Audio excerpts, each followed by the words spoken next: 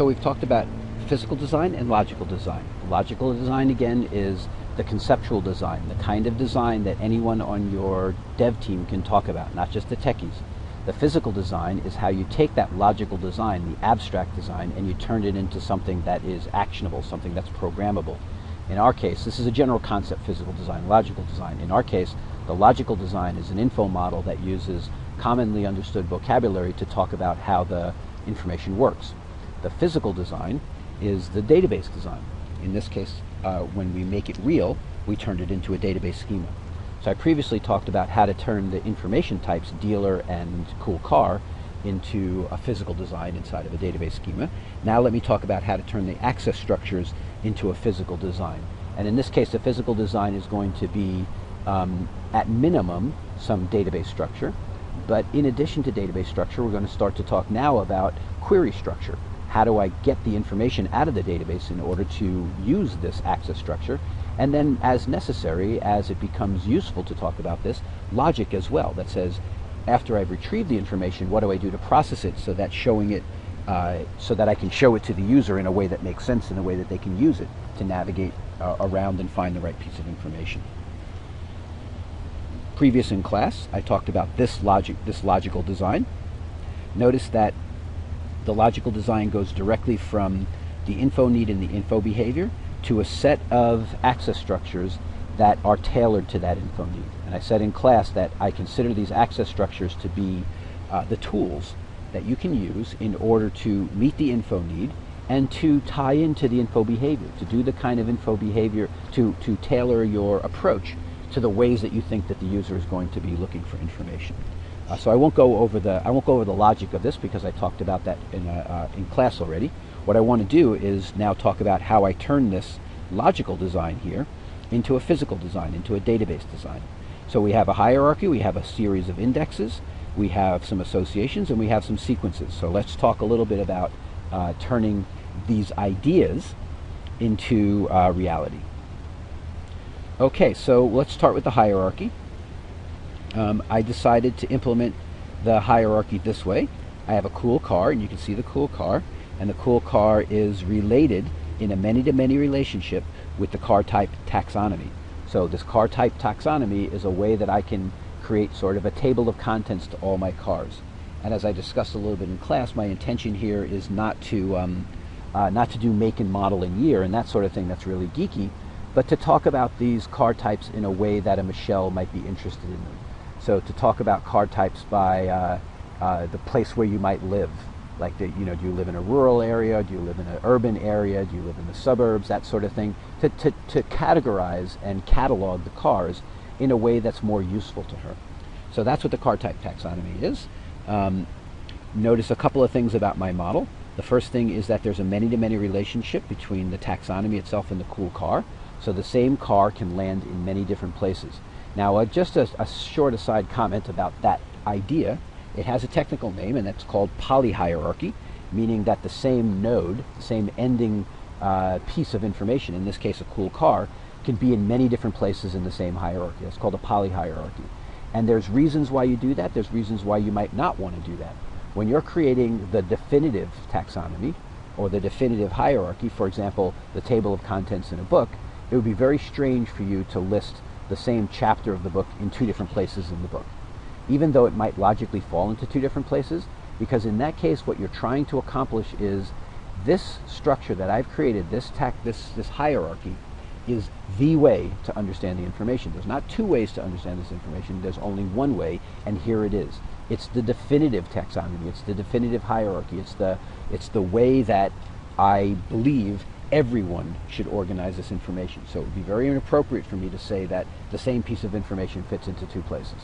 So that's sort of a purist view of the hierarchy as the definitive way to organize the information, and no item really should ever sit in two places at the same time. The other view, the polyhierarchy view, is, let's be a little bit more realistic and not say that the hierarchy we're putting together is the be-all and end-all hierarchy and that you should endeavor to learn this hierarchy to know where everything fits, but rather that the hierarchy is a way of breaking information down and allowing people to navigate, and we want to mitigate the problem that someone might navigate to the wrong place by putting the right place in more than one place. So much more I could say about that. I just want to cover that idea of polyhierarchy versus monohierarchy and what the idea is between the two of those. So in a more concrete sense, how is this a hierarchy? Where on here is the hierarchy? Hopefully by now you've seen this technique enough times that it becomes sort of clear to you not only where is the hierarchy, but how does the hierarchy work. But you'll see self-reference here in the car type taxonomy table. The car type taxonomy table has an ID. It also has a parent ID. The parent ID allows you to link one node, one folder, one area of the car type taxonomy up to the one that's one level higher. So that's that recursive relationship where one node in the taxonomy is inside its parent node is what's represented by that little loop, that little boxy loop. And it allows us to model the idea that a taxonomy has many levels and each level is connected to its parent. So by the way, I'm kind of being changeable between the word taxonomy and the word hierarchy, which kind of is the way that it works in the world. I like personally the word hierarchy much better because it's very clear and very specific to me, but you'll hear hierarchies called taxonomies all the time. So I don't want you to be surprised by that. And so when I call this the car type taxonomy, I'm kind of giving a nod to the way that people talk about this in the outside world. They would certainly more likely in the outside world saying we're creating a taxonomy of car types than they would we're creating a hierarchy of car types. But to me, hierarchy is actually the technically more accurate term. Okay, so there's the model. The model is a polyhierarchical model between a car and where it fits in the taxonomy. The taxonomy is a recursive taxonomy because each level of the taxonomy, each level of the hierarchy refers to its parent. And I'll leave it to you to think again about the answer to this question. How do I represent the top level? Where is the parent, the great-grandparent of all the different car types, and how is that represented in this model? Okay, so let's look at the query. To explain how this structure not only represents the information, but how do I get the information back out, I'm going to have to talk about the query that I would use as well as some of the logic. So the query, it's a big query because it links three tables together, but it's really not a very complicated. It's really not a very complicated table. I have a particular cool car, and that particular cool car is in a particular taxonomy type category, and so I want to find cool car information where the taxonomy type parent ID. Let's see. Sorry. Eventually, I'm going to want to find every level. Well, let me start that one over again. To make information come out of this hierarchy, I need to go through it recursively. I need to find the top level element, the one that's at the very top of the hierarchy, and then find all of its children, find all its grandchildren, all its great-grandchildren, and iterate my way through the hierarchy. I'm not going to spend a lot of time going into the details, at least not now. Maybe I will later on, but maybe not even, because it's not terribly sophisticated, but it's sophisticated enough that I can't just explain it. I would really have to work through an example with you. So what I want to do is just look at it at a much higher level and give you the general idea about how information is retrieved from this hierarchy. So the query really simply just selects one node of the hierarchy. And the logic is I use this query, specifically the one that I have above here, to find the root category. And now you see the answer to the question that I gave you earlier about how do I know which one's at the top. I say if the parent ID is null, that means that you're at the top of the hierarchy because it has no parent. The parent of the one at the very top is nobody. It has no parent. That means that's why it's at the top, because it has no parent. So I search for the one whose parent is null. That will give me all the nodes. There may be more than one whose parent is null. I could have more than one top level category of my hierarchy if I want to. And so I will get back from this query all of the top level categories. Now I use the ID of that top level category to find all the next levels. All the next levels are the car type taxonomy records that have the root node as their parent ID. So can you see how I'm going to do this iteratively and recursively? I use one query to return all of the root nodes. I use the same query with just a different ID in there to return the next level. I use the ID of the current level to return all the ones that are at the next level. And I keep doing that until I return no more records. So I can keep pushing my calls, my recursive calls on the stack until I get nothing returned back. and then I start to move back up through the hierarchy back up to the root node. Now, once again, that might not be immediately accessible to you. If you're interested in it, definitely tag me, and I'll explain it in whatever detail you'd like. But it's not appropriate to go into the detail at this very moment. All right, so that's logically pretty much the hardest one because of this idea of recursion and pulling out iteratively all the different nodes of the hierarchy. But that's what I want. That's what I want in my database, is a way to represent this hierarchy, to have as many levels as I want. And here's the data structure, as well as a good example of the query, and as well as the top level logic in order to make that happen. Okay, on to my indexes. So the indexes are really pretty straightforward. I'll go through a lot of indexes reasonably quickly, but you get the idea. I have a feature, and I have types on those features, standards and optionals. And if I want to return, in this case, let's see. In this case, I'm returning all the features, and I'm going to order them alphabetically, ascending. So from the A's all the way to the Z's. This is the query that I would use to return all of the features in alphabetical order for a particular car. Let's see, is that right? Yeah. No. This is the query I would use to return all of the features regardless of car. So I would use this query because I want to produce a list of all the car names. Then I would use other logic to figure out when I click on one of those car names, how do I get the particular cars that are indexed by that car name back. So the feature index is an example of an index, and this query is a pretty straightforward one. The most important thing about it is ordering them alphabetically so that I get the index back out in the order that I want it. And then we'll talk later about how do I display this on the page, and what do I do with this query once I get it back in order to get the right look and feel on my page. Okay, personality index really works exactly the same way. I'll point out again to you that that in all of these tables I have short descriptions. In the car table I also have a long description.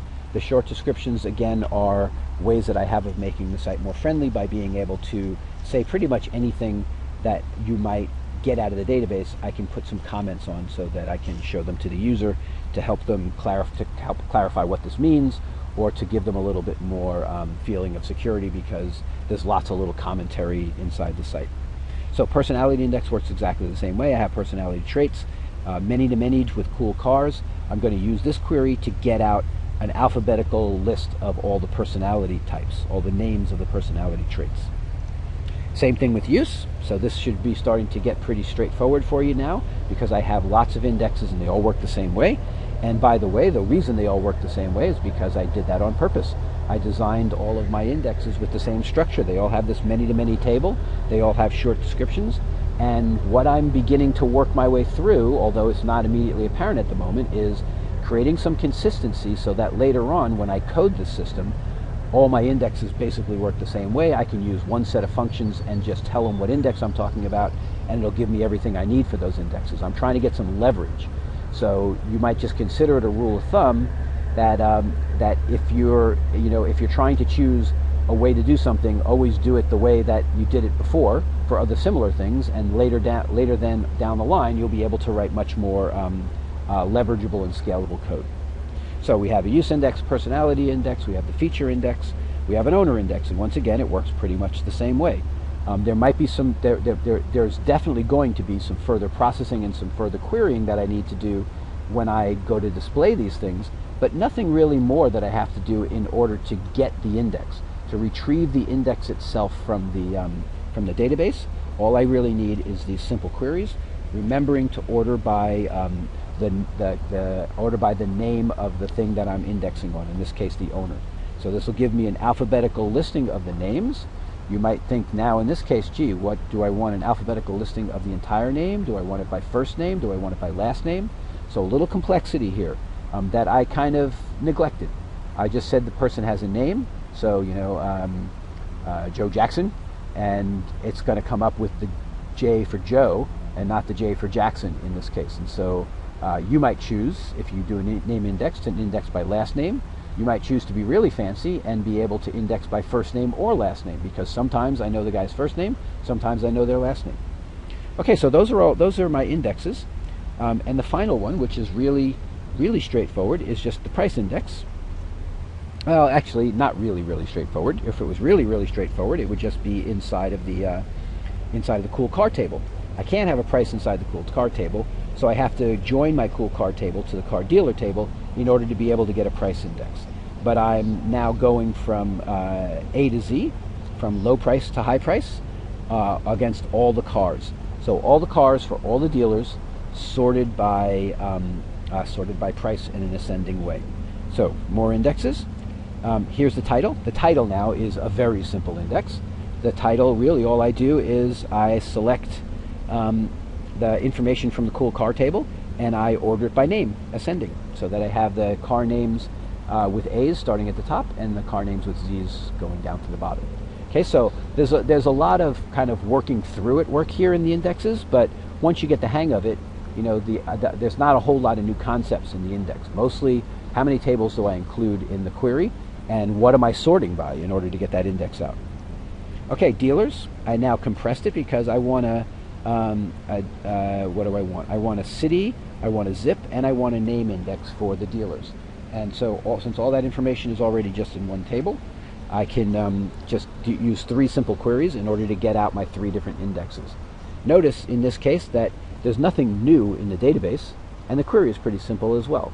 So oftentimes that's how indexes work. Don't really need anything in the database that I don't already have in order to make the index work. I could choose, as I showed you early in the quarter, to make a specific index module in the database that has some index terms. But in this case, I'm indexing only on stuff that's already there, so there's no need to put in extra tableage to do that. So 3 quick queries against 3 different attributes or columns of the dealer table to give me 3 different indexes on dealer. And of course, I would go into the database and say that each of those 3 fields is indexed, because I want to do these queries and I want these queries to be fast. Notice, by the way, that idea of a field in the database is indexed. They say it's indexed for a very specific reason, because when I index a field in the database, what it says to the database is, make a separate little file off to the side that alphabetizes by that attribute and allows me to get quick access into the records of that table by that attribute. So the fact that we call it indexing a field or indexing a column in a database is for a very good reason, because that's literally what it does. It creates an index in exactly the same way that we've talked about indexes in this class, as alphabetically sorted lists of items with pointers back to where that item can be found. Okay, let's move off of indexes and on to associations. Notice that I have plenty of stuff in the database already to associate by, and I don't really need a separate access structure, like separate tableage, in order to do my associations.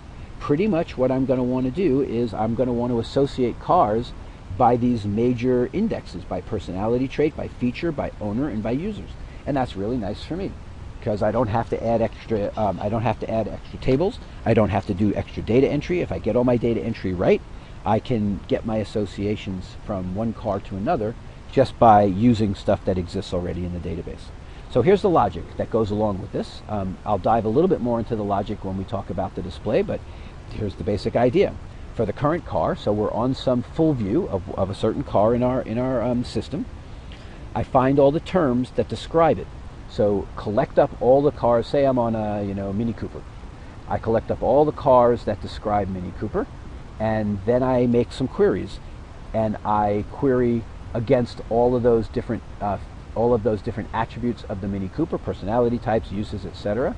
And I find all the other cars that overlap by one or more of those attributes, by one or more of the personality types or the uses or the owners or whatever. That gives me a sphere of all the cars that are somehow related to the current car. Then my job is to figure out which is the most related. And I'm going to use 2 different things to figure out which car, of all the cars that are somehow related, share at least one overlapping index value with the current car. How do I figure out which one to put at the top? Because probably almost every car is going to overlap somehow with all the other cars, and so that's a lot of possibilities. That's a lot of different cars that overlap. So I have to create some kind of algorithm to say which are the ones that overlap the most, which are the top 5 that I'm actually going to show you. And I'm going to rank them, those overlaps, by the number of overlaps. So a car that has 2 overlaps is more related than a car that only has 1 overlap, and also by the importance of each index. So in my case, I might say if it overlaps by features, that's okay, but it's not as important as if it overlaps by personality trait, or if it overlaps by uses. The uses and the personality traits are the things that get me closest to Michelle, so I'm going to use those to be the most relevant overlaps. And something like it overlaps by features, like it both has, both of them have air conditioning, that's not going to be as relevant in terms of other cars like the one you're viewing as it would be if they overlap by personality traits or use. So I'm going to do the overall amount of overlap as one of the factors, and then the other factor is where is the overlap? Is it in a more important or a less important place? Okay, that's how I'm going to run my associations. Notice as well that I'm leveraging as much as possible my existing database structure so that I'm not doing more data entry. I won't avoid extra data entry if I feel like it's necessary, but where it's not necessary, I'm not going to bother with it, because that's a heavier load for the system to carry. Okay, dealers with the same car. This is pretty straightforward. I find a dealer and the overlap between the cool car of the dealer that I happen to be on. You can imagine yourself, for the sake of argument here, to be on the full view of one dealer and looking at the car, the Mini Cooper that's being offered by this particular dealer. And then it's easy enough for me to say, here are all the other dealers that also have Mini Coopers, and to overlap them as much as, or to rank those other dealers as much as possible by the various factors that I know about the car. So how many features overlap with the features in the current car at other dealers? So I want to find the most similar one. And now I might actually use the features, not the personality traits, because the personality traits of a Mini Cooper are the personality traits of a Mini Cooper. That's not helping me create some associations. But feature overlap is. So once I'm on a dealer and I'm looking at a car at that dealer, a particular car, I might want to use the feature overlap as the way to associate the other dealer cars with the dealer car that I'm on now, and say, here are other cars that are as similar as possible to the one you're looking at this dealer. Okay, so notice, same idea of making associations, but how I make the association and what's important in deciding if one car is related to the other changes. Okay, I want a sequence that says, here are the dealers that I want for you.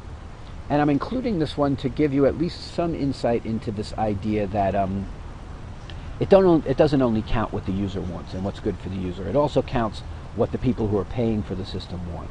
And so I might have lots of dealers, and so my promise to the user is I'm going to have all the dealers in your area so that I got good coverage for all the cars. But some of those dealers are my friends, some of those dealers have paid me more, some of the dealers are sponsoring me, and some of the dealers aren't. So how do I give preference, how do I give priority to the dealers that I want you to see? So remember, when I talked about the uses for a sequence, I talked about the idea that a sequence puts in front of the user the ones that the designer wants the user to see first. And there may be 2 reasons for that. One reason is because the user really ought to, from their own perspective, see this one first. Another one is that from the perspective of the site owner, I want you to click on this guy because this guy has paid me more, or this dealer, I get a bigger commission from this dealer than that dealer. Like it or not, that's as much a reason for sequences, if not more, than the idea that it's the thing that the user wants to see most. It's the thing I want the user to see most, because that's what best serves me, and I know that the ones I put first are going to get the most clicks. So I'm going to use this kind of algorithm in order to figure out which dealers I show you. So I have this thing that says, which dealers do I think you should be paying most attention to, and I'm certainly going to use location. And as long as I know the user's location, they've typed in a zip code or something like that, I can find dealers that are closest to them, because I know the dealers that are closest to them ought to be ranked closest to the top of the list. I also know what cars the user has searched for, so I'm observing the user's behavior and saying they search for these kinds of cars with these kinds of features. That's going to give me some insight into which dealers are for them. But I'm also going to use the rating. And I'm going to use that dealer rating as a way of tracking which dealers do I feel like are most important to the success of the site, and I'm going to prioritize for them as well. I won't go into any detail right now about how I might actually fill out that algorithm. We'll talk a little bit more about that when we talk about building pages. But here I just want to give you this idea that I have a sequence, and I'm going to get that sequence out of existing data in the database, and I'm going to use an algorithm to figure out which is first in the sequence. Now, when we first talked about this, I gave you this idea that you can build separate tables for associations, you can build separate tables for sequences, you could build separate tables for hierarchies. Now I want to give you the competing idea, not to say one's better or worse, but the competing idea that you can also algorithmically generate all of these access structures by existing information in the database. And in this case, I'm using the existing information in the database to generate the sequences and the associations, and the indexes for that matter. Okay, I'm gonna put this off for later, the idea of the sequence in the search results. So anytime I do a search on my site, I'm going to get back a set of results, and I'm going to put those results in the order that I want you to see them. And so so I'm just going to wait and talk about that when we talk about the code spec, because it'll be a very good example of what kind of things go in the code spec. Okay, so that's the drill down into the access structure logical model and the access structure physical model.